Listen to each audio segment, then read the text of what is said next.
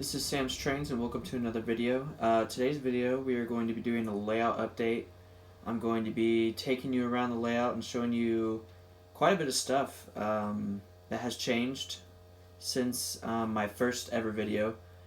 Hope you guys enjoy. I'm going to be showing you different types of rolling stock, different buildings that I've added, different scenery stuff that I've done, and it's going to be really interesting and hope you enjoy. Alright, so first I'm going to be showing you some rolling stock that I got over the holiday season. This first one here is a Menards hopper, and it has M&Ms on it. For Christmas, my girlfriend gave this to me. M&Ms is one of my favorite candies, so she decided to give me a train hopper with M&Ms. She actually gave me M&Ms to pour in it, but I ate them all, so it was very nice of her and I really appreciate it. So here we have a Menards hopper. This is the Chessie system hopper. I was kind of curious about the hype around the Menards products, and the only Menards products I have right now are my 036 curves. So I kind of wanted to see what the rolling stock was like. For $20, this is very good quality. This is a good alternative for somebody who's on a budget like myself and would like some new rolling stock pieces on their layout. Very good quality, and I highly recommend. One of the last pieces of rolling stock here, this is the William Howard Taft presidential boxcar. I now have 6 of these boxcars. I also have Ulysses S. Grant, Andrew Johnson, Abraham Lincoln, Thomas Jefferson, and John Adams. Great paint scheme, really, and looks good on my layout as well. So one of the new buildings on the layout is the Plasticville Independence Hall. I am planning to put some trees around there and some lights to make it look a little more fancy. But for now, this is what I got with a little path going to it.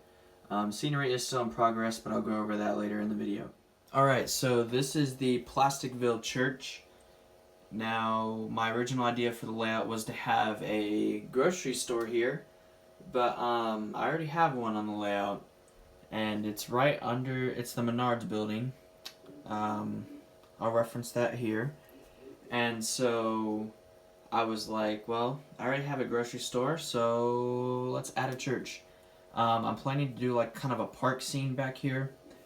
So this is a great addition.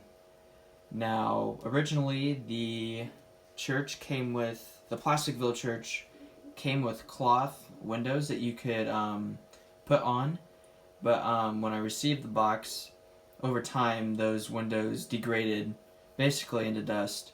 So the window panes were pretty blank. So what I did is I took some wax paper and I taped them over the back side of the church, and so it kind of looks like frosted windows, so it's pretty cool. So yeah, those are the 2 new buildings on my layout. Now I'm going to go over some scenery and some lighting changes. So as you can tell, there is quite a bit of scenery. In the back by the Independence Hall, I covered the entire thing with green grass, and I did a little sidewalk there, as you can see, to the door with some shrubbery around it. This is still a work in progress, but quite an improvement from last time. Last time there was just a bunch of wood. Over here by the flagpole, I have added some rocks around the flagpole stand, and then I also do have a path coming off the rocks into the church. Right here is 2 trees and a person sitting on a park bench. This is part of the park. I'm planning to add some more trees later in time, but we'll just see what, just go with the flow. But yeah, I ended up spilling some scenic cement here, so it was darker than all the other spots, and I did have to cover it. So I ended up putting some trees and a bench there with a person on it, and it looks pretty good. Now, one thing I did have a problem with while setting these buildings up was trying to get the lighting situated. Obviously, Plasticville buildings did not come with lights, but there was a little slot for a wire, so I did wire them up. but they didn't light so well. And I do have a Menards building and a flagpole that both have LEDs. So what I did is I went on Amazon and bought some wireless LED pucks that fit perfectly inside both of these buildings, and with the flick of a remote I can turn them on. I'm really happy with the way these LED pucks turned out. And as you can see, I did put the wax paper on the side of the buildings, and it looks really cool.